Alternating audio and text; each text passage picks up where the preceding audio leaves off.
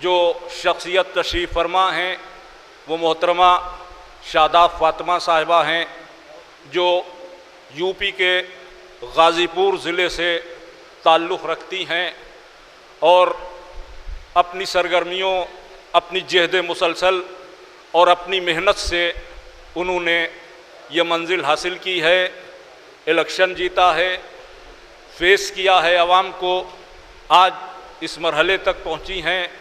ہمارے لیے ایک پیغام بھی ہے ان کی طرف سے کہ اکثر لوگ یہ کہتے ہیں کہ ہمارے سماج اور ہمارے معاشرے میں عورتیں کمزور بنا دی جاتی ہیں۔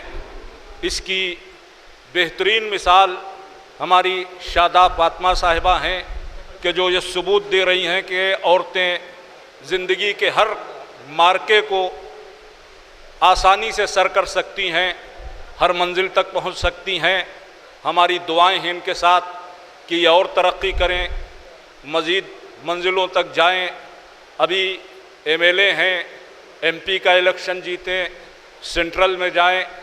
ان تمام دعاؤں کے ساتھ ایک درخواست ہے کہ یہ ہماری بہن ہیں، جہاں بھی جائیں اپنی قوم کا نام روشن کریں۔ ذرا سی درخواست ہے کہ ہر جگہ جائیں مگر جو اسلامی حجاب ہے اس کو اختیار کرتے ہوئے جائیں، تاکہ فخر سے ہم سر اٹھا کے کہہ سکیں کہ ہماری بہن ایک طرف سیاسی دنیا میں بھی ہے، دوسری طرف اسلام کی بھی تصویر پیش کر رہی ہے۔ انہی الفاظ کے ساتھ میں درخواست گزار ہوں محترمہ شاداب فاطمہ صاحبہ سے کہ تشریف لائیں، اپنے خیالات کا اظہار فرمائیں، ہمارے یتیم بچوں کو دعاؤں سے نوازیں۔ تشریف لا رہی ہیں سماج مہیلا کلیان اور بال وبھاگ منتری محترمہ شاداب فاطمہ صاحبہ۔ حاضرین جلسہ، السلام علیکم ورحمۃ اللہ وبرکاتہ۔ آج اس عید ملن کے موقع پہ یہاں پر موجود عالی جناب سید زہید الحسن زیدی صاحب، عالی جناب سید سجاد علی صاحب، عالی جناب سید غلام عباس صاحب، عالی جناب سید مجتبیٰ حیدر صاحب، جناب وسیع الحسن صاحب ٹرسٹی شیعہ یتیم خانہ، جناب نسیم صاحب، نقوی بھائی اور وہ شورائے کرام جنہوں نے بہت خوبصورت انداز میں کلمات پیش کیے تھے۔ شیر خدا جناب علی مرتضیٰ اسلام کی شان میں جو کلام پیش کیے یقیناً وہ بے نظیر تھا، بے مثل تھا۔ السلام علیکم۔ اور یتیم خانے کے یہاں پہ جو ہمارے طلباء موجود ہیں، آپ سب لوگوں کو یہ عید کا پرمسرت موقع بہت بہت مبارک ہو۔ میری یہ دعا ہے خصوصاً ان چھوٹے بچوں کے لیے جنہوں نے مجھے گلاب کے خوبصورت پھول دیے تھے۔ میں یہ دعا کرتی ہوں کہ خدا کرے کہ زمانے کے دشت و صحرا میں، دعا خصوصاً ان بچوں کے لیے ہے کہ خدا کرے کہ زمانے کے دشت و صحرا میں، خدا کرے کہ زمانے کے دشت و صحرا میں تیرا وجود مہکتا ہوا گلاب رہے، تیرا وجود مہکتا ہوا گلاب رہے۔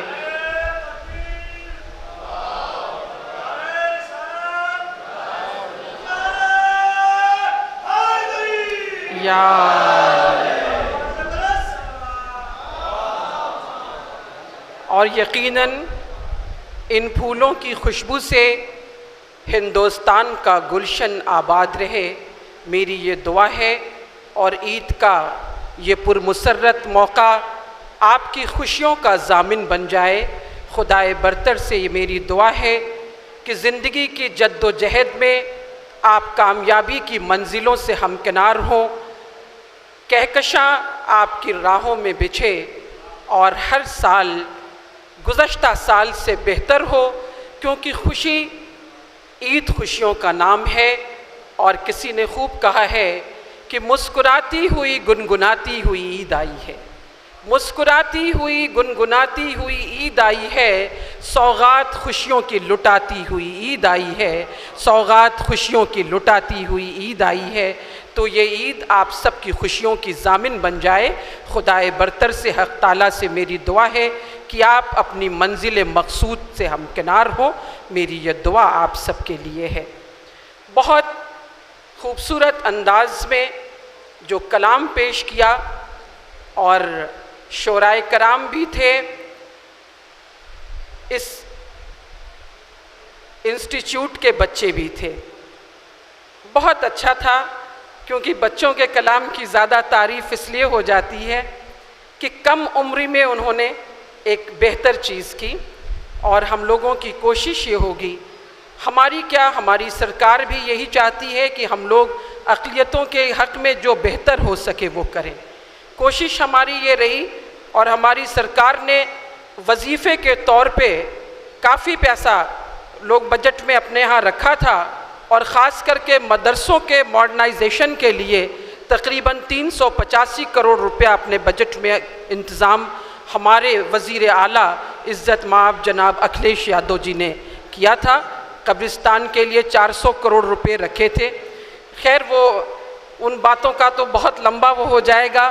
कोशिश ये थी कि जो भी सरकारी स्कीमें चल रही हों, उनका 20% हिस्सा ज़रूर अक़लियतों तक पहुँचे। और इस कोशिश में मैं समझती हूँ कि हमारे वज़ीर आला साहब कामयाब भी रहे हैं। जहाँ तक सवाल यहाँ का है, आपने कुछ बातें रखी थीं, मेरी कोशिश ये होगी कि मैं उनके ऊपर अमल करूं, और जो भी मुमकिन हो सकेगा यहाँ के लिए, इसकी बिल्डिंग के लिए तामीराती फ़ंड में वो मैं ज़रूर करूँगी। और ईद का त्यौहार रमज़ान के सबसे मुक़द्दस महीने के बाद आता है। 30 दिनों का रोज़ा वो है मौसम, वो महीना जिसमें वाकई रहमतों की बारिश हो रही है, नेमतों के ख़ज़ाने खुले हुए हैं। इबादतों का ये महीना, जिस महीने में नुज़ूल कुरान हुआ है, वो कुरान जो मोजज़ा है, हुज़ूर सरवरे कायनात का मोजज़ा है। लेकिन ये ज़रूर है कि वो खुदाए ताला जो अपने बंदों से रिज़्क़ देने का वादा कर रहा है, हर एक बंदे से उसका वादा है कि रिज़्क़ वो हमारी तरफ से हर बंदे के लिए है। तो ज़रूर जहन में इंसान के एक सवाल आता है कि तूने तो रिज़्क़ देने का वादा किया था, फिर इस पाक महीने में 30 दिनों तक हमको ये हमसे मुतालबा है, मुतालबा नहीं बल्कि कहना चाहिए कि हक़ ताला का हुक्म है कि हमें हुक्म हुआ कि तुम 30 दिनों तक रोज़ा रखोगे। वजह क्या है? शायद ये बताना चाहा कि हम ये समझें कि जब हम दिन भर भूख और प्यास से हम किनार होंगे तो हमें एहसास होगा कि जो हमारा पड़ोसी भूखा है उसको भूख का एहसास किस तरह से होता है। और हकीकतन यही जुज़े इस्लाम है, दूसरों के दर्द को महसूस करना। फ़ित्रा निकाला, ईद उल फ़ित्र कहलाया। फ़ित्रा इसलिए निकाला कि ईद की खुशियाँ हम अकेले ना मनाएं, बल्कि जो हमारे लोग हैं, जो अगल बगल में लोग हैं, जो हमारे हमसाए हैं, हमारे पड़ोसी हैं, उनके घरों में भी ईद की खुशियाँ पहुँचे। इसका हुक्म खुदाए ताला हमें दे रहा है। और तमाम नेमतें उसने दी जिसका ज़िक्र सूरह रहमान में हो रहा है। सूरह रहमान जिसे हम उरूस कुरान कहते हैं, उस उरूस कुरान में बार बार ये ज़िक्र आया है, सूरह रहमान में बार बार ये ज़िक्र आया है कि तुम अपने खुदा व बंदे खुदा ताला की किन किन नेमतों से इनकार करोगे।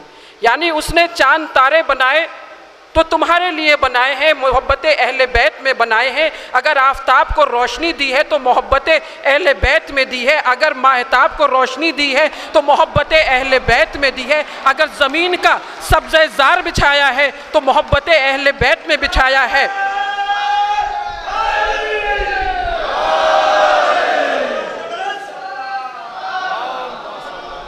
اگر زمین کا سبزہ زار بچھایا تو محبت اہل بیت میں بچھایا، اور نیلگو آسمان کے دامن میں اگر ستارے ٹاک دیے ہیں تو وہ بھی محبت اہل بیت میں بچھائے ہیں، فاطمہ کے آنچل کے صدقے میں بچھا کر کے تمہیں دیے ہیں۔ یہ بتا رہا ہے خدائے وندے تعالیٰ کہ ہم نے تمہیں ہر نعمت دی ہے، جنت کا وعدہ ہو رہا ہے، جنت میں ان چیزوں کا ذکر ہو رہا ہے، ان اشیاء کا ذکر ہو رہا ہے جو تمہیں وہاں پر ملیں گی، اور بار بار یہ دہرایا جا رہا ہے کہ تم اپنے رب کی کن کن نعمتوں سے انکار کرو گے۔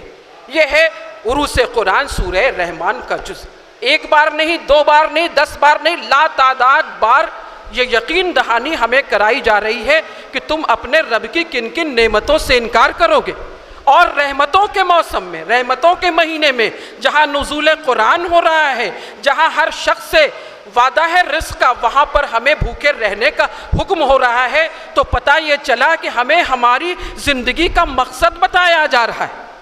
زندگی کا مقصد بتایا جا رہا ہے کہ ہمیں تمہیں خلق کیوں کیا ہے، یہ بتایا جا رہا ہے، اور بتایا جا رہا ہے کہ یہ مت دیکھنا کہ زندگی طولانی ہے یا مختصر، کیونکہ موت ہر شخص کو آنی ہے، کل نفس ذائقۃ الموت، ہر ذی روح کو موت کا ذائقہ چکھنا ہے۔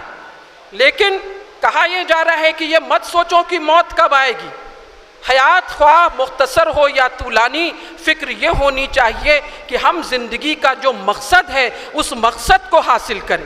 بہت سے لوگوں نے سوچا کہ زندگی کا مقصد راحت اٹھا لینا ہوگا، زندگی کا یہ نہ صحیح، زندگی کا مقصد جو بہتر سے بہتر ہے وہ دہن کی لذت اس سے ہو جائے، لذت دہن ہو جائے جو بہتر سے بہتر ہے، جہاں تک شکم میں سمانے پائے ہاتھ رکنے نہ پائے۔ یہ نہ صحیح تو لباس، اس کو زندگی کا مقصد قرار بہتوں نے دیا کہ جو بہترین سے بہترین اسے ہم زیب تن کر لیں، اطلاس و کامخواب کو ہم زیب تن کر لیں، یہ زندگی کا مقصد۔ یہ بھی نہ صحیح تو کسی نے کہا راحت اٹھا لینا زندگی کا مقصد، یہ بھی زندگی کا مقصد نہ صحیح تو کہا دولت و ثروت حاصل کر لینا زندگی کا مقصد، یہ بھی مقصد نہ صحیح تو سلطنتیں حاصل کر لینا مقصد۔ لیکن قرآن نے آگے بڑھ کر کے رد کر دیا، کہا وَمَا خَلْقَتُ الْجِنَّ وَالْإِنسَ إِلَّا لِيَعْبُدُونَ، ہم نے جن اور انس کو اس لیے خلق کیا کہ وہ ہماری عبادت کریں، اس کے علاوہ کوئی اور غرض خلقت نہیں۔ لیکن اسلام میں عبادت کا تصور دیکھیے، اسلام نے کہیں نہیں کہا کہ آپ عبادت کرنے کے لیے گوشہ نشین ہو جائیں، نہیں کہہ رہا ہے، ہمارے سامنے ہمارے ائمہ معصومین کی زندگیاں ہیں، وہاں کہا گیا ہے کہ مکمل عمل کا نام اسلام ہے۔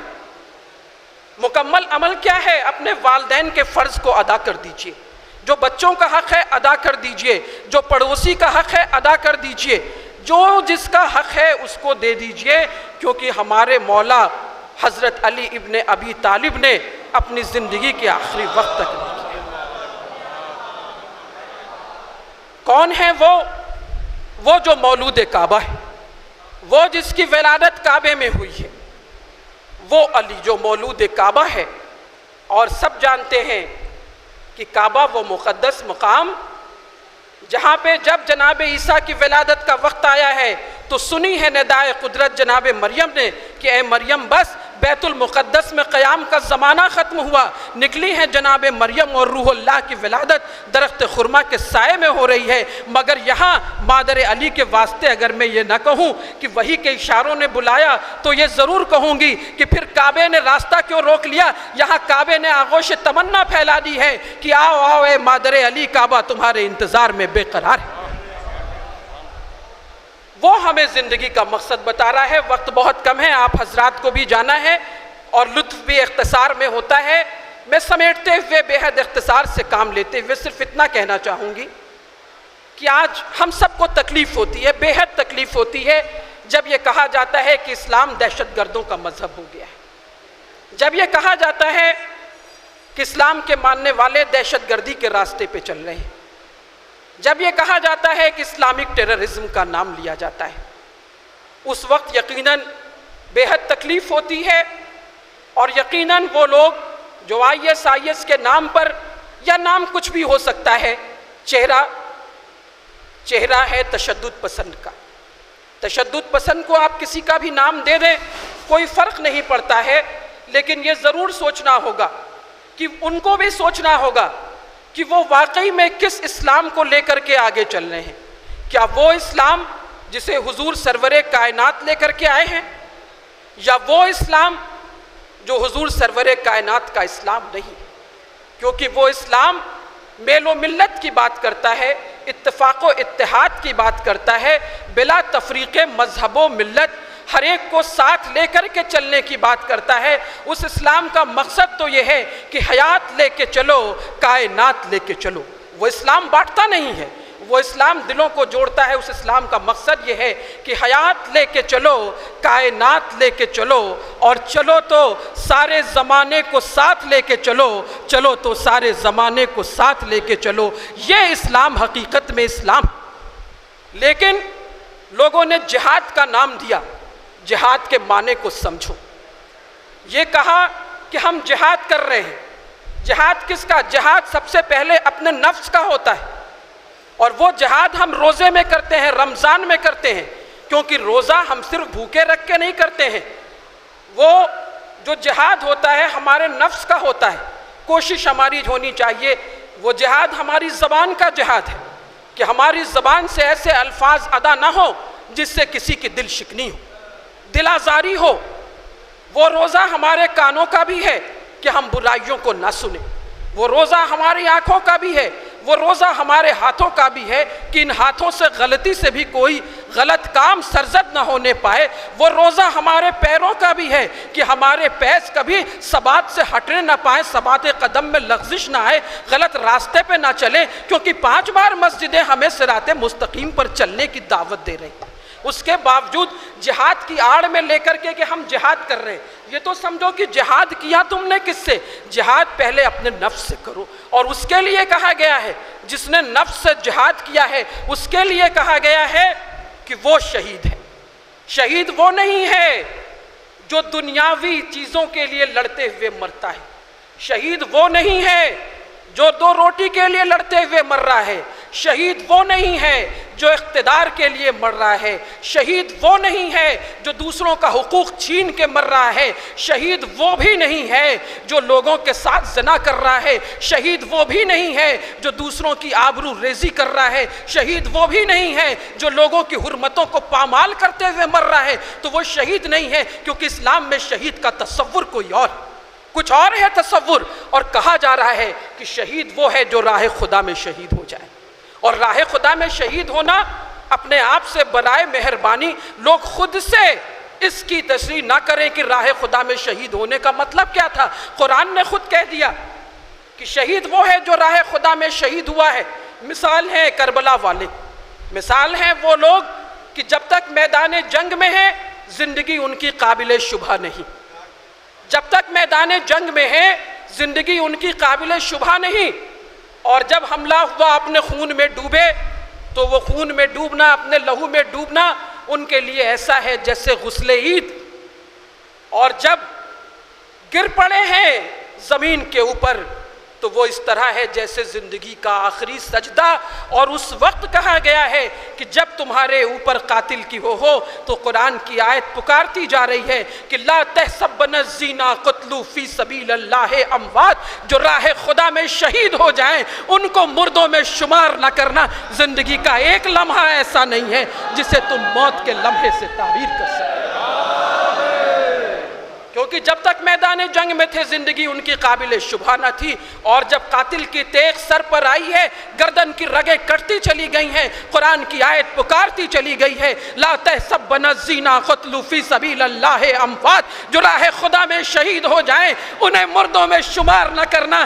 یہ ہے راہ خدا کے شہید، یا IS والے نہیں ہیں، یہ چہرہ ہے اسلام کا چہرہ۔ اور میری گزارش ہے کہ ہم سب مل کر کے کہیں کہ یہ تشدد پسند جو دنیا میں اسلام کے چہرے کے اوپر تشدد کی سیاہی بن رہے ہیں، مذمت کرتا ہے اسلام، مذمت کرتے ہیں اسلام کے حقیقی ماننے والے، اور ہم لوگ وہ ہیں جو حقیقت میں اسلام کا جو پیغام ہے، میل و ملت کا پیغام، اتفاق و اتحاد کا پیغام، اس پیغام کو آگے بڑھائیں۔